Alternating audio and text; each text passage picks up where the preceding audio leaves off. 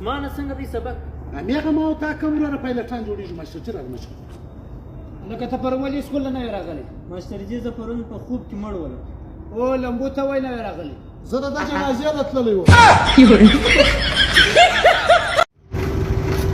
څه کارې په غوټه کې په لاس کې نیولې ده چېرې روان یې یاره پرېکړه یار مې کوله سره کړی ول ما او تا غورځو بیا دا غورځېدلې وه زه یې هېر سوی وم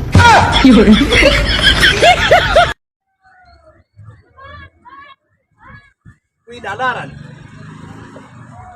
لکه دا چشکه چیش کوم لالا سګرېټ ولې څکه سګرېټ نه څکوم نو دا دود د چش دی دا مې زړه وور اخیستی واده غواړم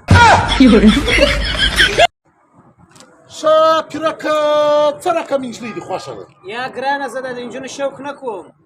بیا هم مشر دې انډیوال یم راته ووایه د زړه حال یا وروره زه ډېر صفا انسان یم دا شوق زه نه کوم ښه نو چې ته دومره صفا یې نو بیا به زه د بل چا څه پوښتنه وکړم او خو د ځوانه خبره وه چش دی وروره یو نجلۍ لمبر خوراک پیرکه زما یو کار دی نه به راوکې کار در کوم 100,000 روپۍ پر لګېږي 100,000 روپۍ به درکړم کار به وشي او کاره ښه 15,000 په پور راکړه راکړه لکه خښته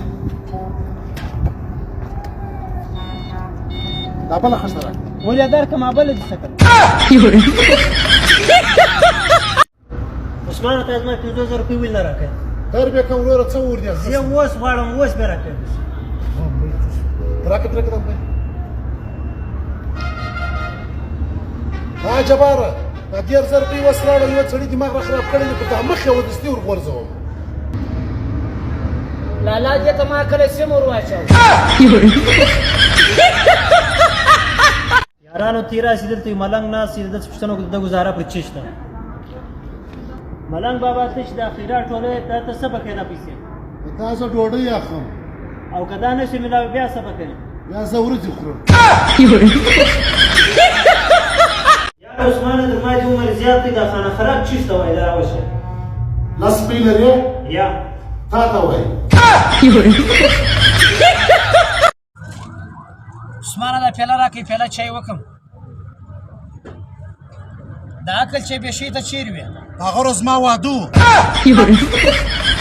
پیرک خانه د بیکارۍ په اړه باندې څه راته ووایه یاره عثمانه څه به درته ووایم بیا مې څه به دې اورېدلي یاره عثمانه بیکاري چې د انسان پر درې ځای باندې وي څه ته اول یې پر دماغ وي په شیه سر نه خلاصي بیا دویم یې پر پښو وي کار ته ولاړېدی نسي دریم یې پر خېټه وي خوراک زیات پکوي پیرک خانه نن نجلۍ ښکنځا راته کولې ولې عثمانه په چی ښکنځا وکړه دا په ګډر کې ایله سوې وه ما پر خندل عثمان भाई क्यों ऐसा परेशान बैठते हो यार परेशानी इस वजह से वो कल शेख रशीद ने बयान दिया था ना कि मुझ पे और मौलाना साहब पे जो है ना हमला होएगा ये तो परेशानी की बात नहीं है यार परेशानी का बात इसलिए मौलाना तो मौत से नहीं डरता है शेख रशीद को कुछ नहीं होना चाहिए क्यों ऐसा बेशर्म आदमी फिर हमें नहीं मिलेगा